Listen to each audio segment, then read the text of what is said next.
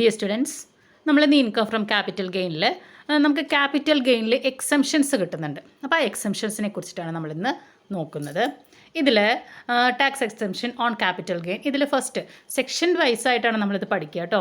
ഇതിൽ കൃത്യമായിട്ട് നമുക്ക് ഓരോ സെക്ഷൻ്റെയും നമ്പർ നമുക്ക് കൃത്യമായിട്ട് ബൈ ഹാർട്ട് ചെയ്യണം. അപ്പോൾ സെക്ഷൻ 54 പറയുന്നത് capital gain arising on the transfer of property used for residence. ഇവിടെ നമ്മുടെ ക്യാപിറ്റൽ അസറ്റ് എന്ന് പറയുന്നത് നമ്മൾ താമസിച്ചിരുന്ന വീടാണ്. അപ്പോൾ ഈ താമസിച്ചിരുന്ന വീട് വിറ്റിട്ട് നമ്മൾ വേറെ ഒരു വീട് വാങ്ങാവുമ്പോൾ നമുക്ക് കിട്ടുന്ന എക്സംഷനാണ് ഇവിടെ ഉദ്ദേശിക്കുന്നത്. Capital gain arising on transfer of property used for residence. നമ്മൾ താമസിച്ചിരുന്ന വീട് വിറ്റിട്ടാണ് നമ്മൾ എന്ത് ചെയ്യുന്നത്, പുതിയ ക്യാപിറ്റൽ അസറ്റ് വാങ്ങുന്നത്. അപ്പോൾ ഇവിടുത്തെ കൺസെപ്റ്റ് എന്താ വെച്ചിട്ടാണ്, നമ്മളൊരു അസറ്റ് നമ്മൾ ട്രാൻസ്ഫർ ചെയ്ത് കഴിഞ്ഞാൽ അല്ലെങ്കിൽ നമ്മൾ സെയിൽ നടത്തി കഴിഞ്ഞ് കഴിഞ്ഞാൽ നമുക്കൊരു ഹ്യൂജ് എമൗണ്ട് നമ്മുടെ കയ്യിൽ വരികയാണ് അല്ലേ. അപ്പോൾ ഈ ഹ്യൂജ് എമൗണ്ട് ഒരിക്കലും നമ്മളിവിടെ നമ്മുടെ ബാങ്ക് അക്കൗണ്ടിൽ ഇട്ട് വയ്ക്കുകയോ അല്ലെങ്കിൽ നമ്മളത് വീട്ടിൽ വയ്ക്കുകയോ അങ്ങനെയൊന്നുമല്ല ചെയ്യുക. നമ്മൾ അതുകൊണ്ട് വേറെ എന്തെങ്കിലും ഒരു ഇൻവെസ്റ്റ്മെൻറ്റ് നടത്തും. ഇപ്പോൾ സ്വാഭാവികമായിട്ട് ഒരു വീട് വിറ്റ് കഴിഞ്ഞ് കഴിഞ്ഞാൽ നമ്മൾ അതിനേക്കാളും കുറച്ചും കൂടി നല്ലൊരു വീട് നമ്മൾ വാങ്ങുക, അങ്ങനെയല്ലേ നമ്മൾ ചെയ്യുക. അല്ലെങ്കിൽ ഒരു ബിസിനസ് ഫേം നമ്മൾ വിറ്റ് കഴിഞ്ഞ് കഴിഞ്ഞാൽ നമ്മൾ വേറൊരു ബിസിനസ് ഫേം നമ്മൾ വാങ്ങുന്നുണ്ടായിരിക്കും. അല്ലെങ്കിൽ നമ്മൾ നമ്മുടെ വീട് വിറ്റിട്ട് നമ്മൾ എന്ത് ചെയ്യുന്ന ഒരു ബിസിനസ് നമ്മൾ തുടങ്ങും. അങ്ങനെ ഏതെങ്കിലും രീതിയിലുള്ള കാര്യങ്ങളൊക്കെ നമ്മൾ ചെയ്യുന്നുണ്ടായിരിക്കും. ഇപ്പോൾ സ്വർണ്ണം വിറ്റിട്ട് നമ്മൾ വീട് വാങ്ങും. അങ്ങനത്തെ എക്സാമ്പിൾസൊക്കെ അല്ലേ നമുക്ക് അറിയുന്നത്. അപ്പോൾ എപ്പോഴും നമ്മൾ എന്താണ്, ഒരു ക്യാപിറ്റൽ അസറ്റ് നമ്മൾ സെയിൽ ചെയ്ത് കഴിഞ്ഞാൽ ആ അസറ്റിൻ്റെ എമൗണ്ട് ക്യാഷ് നമ്മൾ കയ്യിൽ സേവ് ചെയ്ത് വെക്കുകയല്ല ചെയ്യുക, അത് ഉപയോഗിച്ച് നമ്മൾ വേറെ എന്തെങ്കിലും ഇൻവെസ്റ്റ് ചെയ്യുന്നുണ്ടായിരിക്കും. അപ്പോൾ നമ്മൾ ഈ ടാക്സ് പ്ലാനിങ്ങിൽ നമുക്ക് പഠിക്കുന്ന കാര്യമാണ്, നമ്മൾ എങ്ങനെയാണ് നമുക്ക് ടാക്സ് എത്രത്തോളം ഡിഡക്റ്റ് ചെയ്തിട്ട് നമുക്ക് കൊണ്ടുവരാൻ പറ്റും എന്നുള്ള കാര്യത്തിൽ നമ്മൾ പറയുന്നതാണ്. അതായത് നമ്മുടെ കയ്യിലൊരു ഹ്യൂജ് എമൗണ്ട് വന്നു കഴിഞ്ഞാൽ അത് നമുക്ക് പ്രോഫിറ്റബിളായ കാര്യങ്ങളിൽ കൊണ്ടുപോയിട്ട് നമ്മൾ ഇൻവെസ്റ്റ് ചെയ്ത് കഴിഞ്ഞാൽ നമുക്ക് അവിടെ ക്യാപിറ്റൽ ഗെയിനിൽ ടാക്സ് എക്സംഷൻ നമുക്ക് എഴുതാൻ പറ്റും. അപ്പോൾ നമുക്ക് ഈ സെക്ഷൻ നമുക്ക് ഡീറ്റെയിൽ ആയിട്ട് നോക്കാം. Here we are transferring our residence, അത് ആദ്യം മനസ്സിലാക്കി വയ്ക്കുക. Any capital gain on transfer of a house or land appurtenant thereto is exempt subject to the following conditions. അപ്പോൾ നമ്മളൊരു വീട് ട്രാൻസ്ഫർ ചെയ്യുന്നു. വീടെന്ന് പറയുമ്പോൾ house and land appurtenant thereto, അതിനോട് ചുറ്റുപെട്ട് കിടക്കുന്ന ലാൻഡും കൂടിയിട്ടാണ് പറയുന്നത് കേട്ടോ. അപ്പോൾ ഇതിൽ ഈ ഫോളോയിങ് കണ്ടീഷൻസ് നമ്മൾ ഫുൾഫിൽ ചെയ്യണം. ഫസ്റ്റ് വൺ എന്ന് പറയുന്നത് the house is owned by an individual or HUF. ഈ എക്സംഷൻ കിട്ടാൻ അർഹതയുള്ള SSC എന്ന് പറയുന്നത് ഇൻഡിവിജ്വൽ അല്ലെങ്കിൽ HUF മാത്രമാണ്.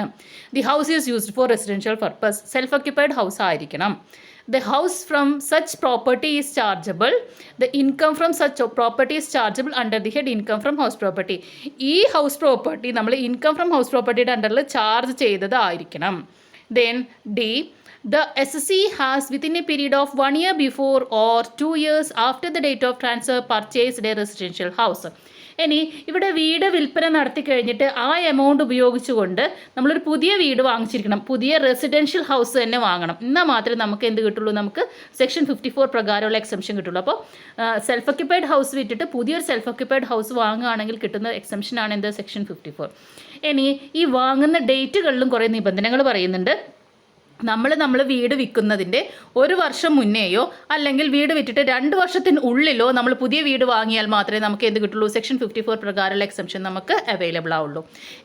ചില സമയങ്ങളിൽ നമ്മൾ പോയിട്ട് വീട് വാങ്ങുകയാണ് ചെയ്യുക. അപ്പോൾ വീട് വാങ്ങുന്ന സിറ്റുവേഷനിലാണ് ഇപ്പോൾ ഞാൻ പറഞ്ഞത്, 1 വർഷത്തിന് മുന്നേ അല്ലെങ്കിൽ എന്ത് ചെയ്യുന്നു, നമ്മുടെ സെൽഫ് ഓക്യുപ്പൈഡ് ഹൗസ് വിറ്റിട്ട് 2 വർഷത്തിനുള്ളിൽ നമ്മൾ പുതിയ വീട് വാങ്ങുന്നു. അപ്പോൾ ചില സമയങ്ങളിൽ നമ്മൾ എന്ത് ചെയ്യും, വീട് കൺസ്ട്രക്ട് ചെയ്യാണ് ചെയ്യുക അല്ലേ. നമ്മളിപ്പോൾ പഴയ വീടൊക്കെ വിൽക്കുകയാണ്, എന്നിട്ട് നമ്മളൊരു പുതിയ വീട് നമ്മൾ ഉണ്ടാക്കണം നോക്കുക, നമ്മുടെ ഇഷ്ടത്തിനനുസരിച്ച് നമ്മൾ കൺസ്ട്രക്ട് ചെയ്യല്ലേ ചെയ്യാം. അപ്പോൾ ഇങ്ങനെ കൺസ്ട്രക്ഷൻ്റെ കേസിലാണെങ്കിൽ നമ്മൾ പറയുന്നത് ലാസ്റ്റ് കണ്ടീഷൻ നോക്കൂ, he has within A period of 3 years of transfer constructed residential house. വീട് പണിയുകയാണ് ചെയ്യുന്നത് എങ്കിൽ അവിടെ നമ്മൾ വീട് വിൽപ്പന നടത്തിയിട്ട് 3 വർഷത്തിനുള്ളിൽ വീട് പണി നമ്മൾ പൂർത്തിയാക്കിയാൽ മതി. അപ്പോൾ വീട് പണി ആ സമയത്തുള്ള പൂർത്തിയാക്കിയാൽ മാത്രമേ നമുക്ക് സെക്ഷൻ 54 പ്രകാരമുള്ള എക്സംഷൻ നമുക്ക് കിട്ടുള്ളൂ. നെക്സ്റ്റ് നമുക്ക് നോക്കേണ്ടത് ഇതിൽ എത്ര എമൗണ്ട് ആണ് നമുക്ക് എക്സംഷൻ കിട്ടുക എന്നുള്ളതാണ് നമ്മൾ നോക്കേണ്ടത്. The actual cost of a new ഹൗസും ദെൻ അതായത് നമ്മൾ വാങ്ങിയ വീടുണ്ടല്ലോ, പുതിയ വാങ്ങിയ വീടുണ്ടല്ലോ, ആ പുതിയ വാങ്ങിയ വീട് എത്ര രൂപയാണോ ചിലവായത് അതാണ് നമുക്ക് എക്സംഷനായിട്ട് കിട്ടുന്നുണ്ടായിരിക്കുക. പക്ഷേ അവിടെ ശ്രദ്ധിക്കണം, നമ്മുടെ സെയിൽ പ്രൈസ് എത്രയാണോ അതിനേക്കാൾ ക്യാപിറ്റൽ ഗെയിൻ എത്രയാണോ അതിനേക്കാൾ കൂടിയൊരു എമൗണ്ട് നമുക്ക് ഇവിടെ എഴുതാൻ പറ്റില്ല കേട്ടോ. പ്രോബ്ലം ചെയ്യുമ്പോൾ കൂടുതലായിട്ട് ഡീറ്റെയിൽ ആയിട്ട് നമുക്ക് മനസ്സിലാക്കും. അപ്പോൾ എന്താണ്, നമ്മൾ പുതിയ വാങ്ങിയ വീടിൻ്റെ വില എന്താണോ ആ വിലയാണ് നമ്മളിവിടെ എക്സംഷനായിട്ട് എഴുതിയിരിക്കുക. ചില സിറ്റുവേഷനിൽ ഇപ്പോൾ ഈ പറഞ്ഞ പോലെ തന്നെ 3 വർഷം കൊണ്ട് നമുക്കിപ്പോൾ വീട് പണി കഴിക്കാനൊന്നും ചിലപ്പോൾ പറ്റിയെന്ന് വരില്ല, പല സാഹചര്യങ്ങൾ കൊണ്ട്. അപ്പോൾ അങ്ങനെയാണ് എങ്കിൽ നമ്മൾ എന്ത് ചെയ്താൽ വെച്ചിട്ടാൽ ഈ എമൗണ്ട് എടുത്ത് കൊണ്ടുപോയിട്ട് നമ്മൾ ക്യാപിറ്റൽ ഗെയിൻ അക്കൗണ്ട് സ്കീം 1988 പറഞ്ഞിട്ടുള്ള specified ബാങ്കുകളിലൊരു സ്കീമുണ്ട്.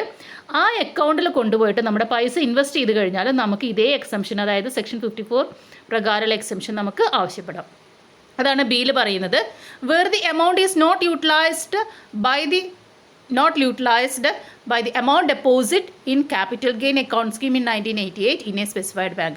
Capital gain account scheme 1988 കൊണ്ടുപോയിട്ട് നമ്മൾ ഈ പൈസ ഇൻവെസ്റ്റ് ചെയ്ത് കഴിഞ്ഞ് കഴിഞ്ഞാലും നമുക്ക് എന്ത് കിട്ടും? നമുക്ക് സെക്ഷൻ 54 പ്രകാരമുള്ള എക്സംഷൻ കിട്ടും.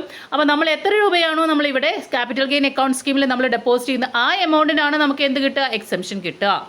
ഇനി നെക്സ്റ്റ് പറയുന്നുണ്ട്, അപ്പോൾ നമ്മളൊരു പുതിയ വീട് നമ്മൾ എക്സംഷനൊക്കെ ആവശ്യപ്പെട്ടു. എന്നിട്ട് എന്ത് ചെയ്യും? എക്സംഷനൊക്കെ നമ്മൾ ഇൻകം ടാക്സ് ആരിൽ നിന്ന് വാങ്ങിയതിന് ശേഷം നമ്മൾ പെട്ടെന്ന് കൊണ്ടുപോയിട്ട് ആ വീട് വിൽക്കാനൊന്നും പറ്റില്ല. നമ്മൾ എന്നാണോ നമ്മൾ അതിൻ്റെ പണി കഴിഞ്ഞത്, ആ പണി കഴിഞ്ഞതിന് ശേഷം പർച്ചേസ് ചെയ്യുകയോ കൺസ്ട്രക്ട് ചെയ്യുകയോ ചെയ്ത് കഴിഞ്ഞിട്ടുണ്ടായിരിക്കും കേട്ടോ. അതിനുശേഷം 3 വർഷത്തിന് ശേഷം നമ്മൾ വീണ്ടും ആ വീട് ട്രാൻസ്ഫർ ചെയ്യുകയാണെങ്കിൽ മാത്രമേ നമുക്ക് ഈ എക്സംഷൻ നിലവിൽക്കുള്ളൂ. ഇല്ലെങ്കിൽ നമ്മൾ എന്ത് ചെയ്യണമെന്ന് വെച്ചാൽ നമ്മൾ എക്സംഷൻ എത്രയാണോ നമുക്ക് കിട്ടിയുള്ളത് അതിനെല്ലാം തന്നെയും നമ്മൾ ആർക്ക് തിരിച്ചു കൊടുക്കേണ്ടി വരും? ആ എമൗണ്ടിനുള്ള ടാക്സ് ഒക്കെ നമ്മൾ ഇൻകം ടാക്സർക്ക് തിരിച്ചു കൊടുക്കേണ്ടി വരും. ഇതാണ് പാരഗ്രാഫിൽ പറയുന്നത്.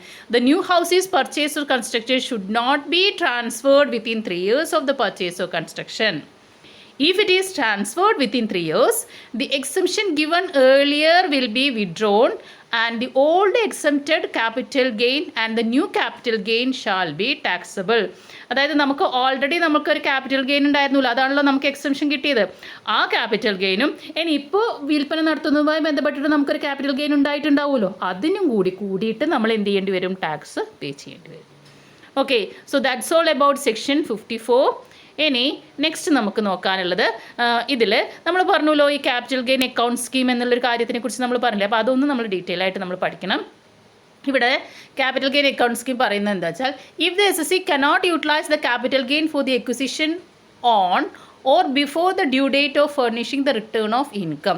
അതായത് നമ്മൾ റിട്ടേൺ സമർപ്പിക്കുന്ന ഡേറ്റ് ആവുമ്പോഴേക്കും നമുക്ക് എന്ത് ചെയ്യാൻ പറ്റുന്നില്ല? ഈ വീടിൻ്റെ എക്വിസിഷന് വേണ്ടിയിട്ട് നമുക്ക് അതിൽ നിന്നുണ്ടായ ക്യാപിറ്റൽ ഗെയിൻ നമുക്ക് യൂട്ടിലൈസ് ചെയ്യാൻ പറ്റുന്നില്ല. അപ്പോൾ അങ്ങനെയാണ് എങ്കിൽ എന്ത് ചെയ്താൽ മതി? റിട്ടേൺ സമർപ്പിക്കുന്ന ഡേറ്റിന് തൊട്ട് മുന്നേ ആയിട്ട് എന്ത് ചെയ്താൽ മതി? He may deposit the amount under the scheme up to the aforesaid period in order to get exemption. എത്രയാണോ കാലാവധി, ഇപ്പം നമുക്കറിയാലോ വീട് പണി ചെയ്യുകയാണെങ്കിൽ 3 വർഷം വരയ്ക്ക്, അതേസമയത്ത് പർച്ചേസ് ചെയ്യാനാണ് പോണതെങ്കിൽ 2 വർഷം വരയ്ക്ക്. ആ കാലാവധിക്ക് കൊണ്ടുപോയിട്ട് എന്ത് ചെയ്താൽ മതി? ഈ അക്കൗണ്ട് സ്കീമിൽ കൊണ്ടുപോയിട്ട് നമ്മൾ ക്യാപിറ്റൽ ഗെയിൻ അക്കൗണ്ട് സ്കീമിൽ കൊണ്ടുപോയിട്ട് നമ്മൾ എമൗണ്ട് ഡെപ്പോസിറ്റ് ചെയ്താൽ മതി. Later the amount deposited can be utilise for acquiring a new house within the time limit or construct the new house.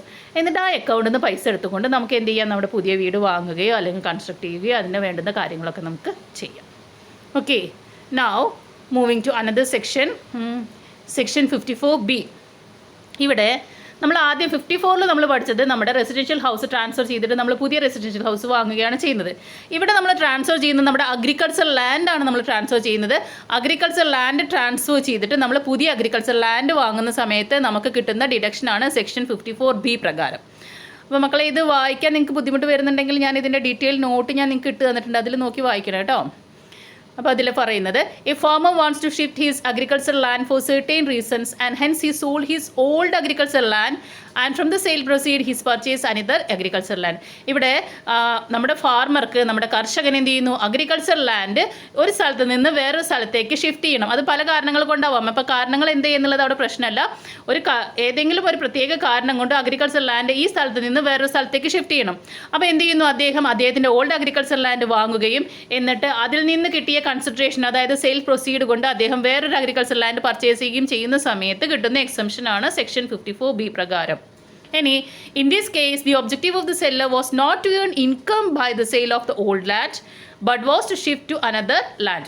അപ്പോൾ ഇവിടെ നമ്മുടെ അഗ്രികൾച്ചറലിസ്റ്റിന്, നമ്മുടെ ഫാർമറുടെ ലക്ഷ്യം എന്ന് പറയുന്നത് ഈ ലാൻഡ് വിറ്റിട്ട് അതിൽ നിന്നൊരു ലാഭം ഉണ്ടാക്കുക, ഒരു വരുമാനം ഉണ്ടാക്കുക എന്നുള്ളതല്ല. പകരം എന്താണ്? ഈ പൈസ ഉപയോഗിച്ചുകൊണ്ട് വേറൊരു agriculture land വാങ്ങുകയായിരിക്കണം.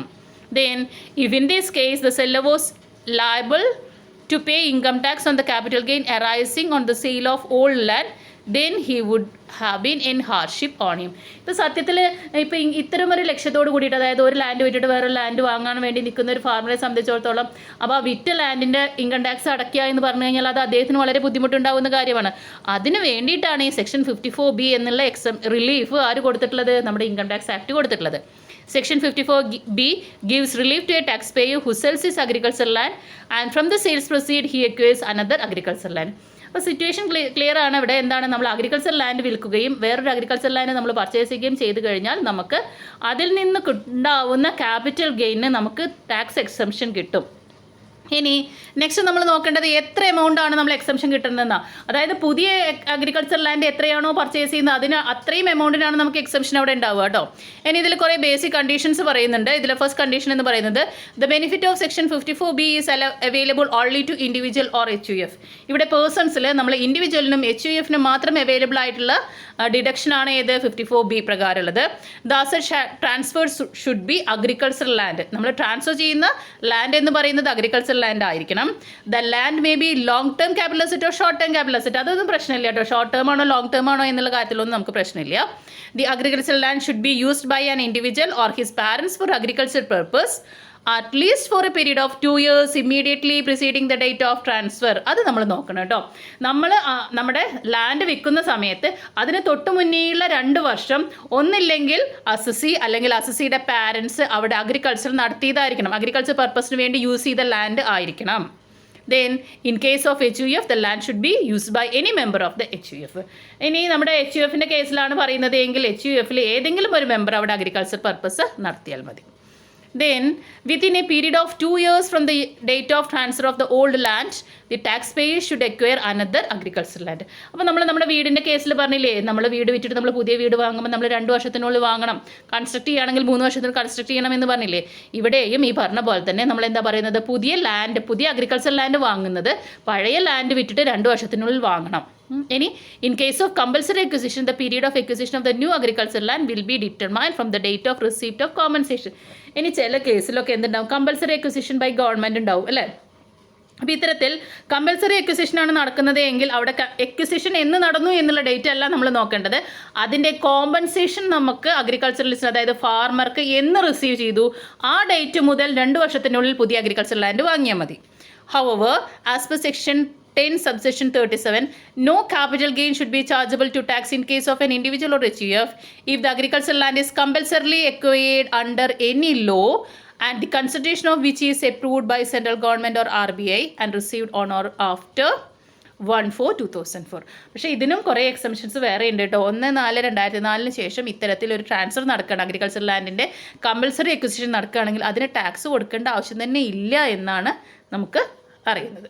Okay, so that's all about today's class. അപ്പോൾ ഇന്ന് നമ്മൾ ഡിഡക്ഷനിലെ 2 സെക്ഷൻസ് നമ്മൾ ഡീറ്റെയിൽ ആയിട്ട് നോക്കി. ഇനി ഇതുമായിട്ട് ബന്ധപ്പെട്ടിട്ടുള്ള ബാക്കിയുള്ള കാര്യങ്ങളാണ് നമുക്ക് അടുത്ത ദിവസം പഠിക്കാനുള്ളത്. അപ്പോൾ സെക്ഷൻ 54ഉം സെക്ഷൻ 54Bയും.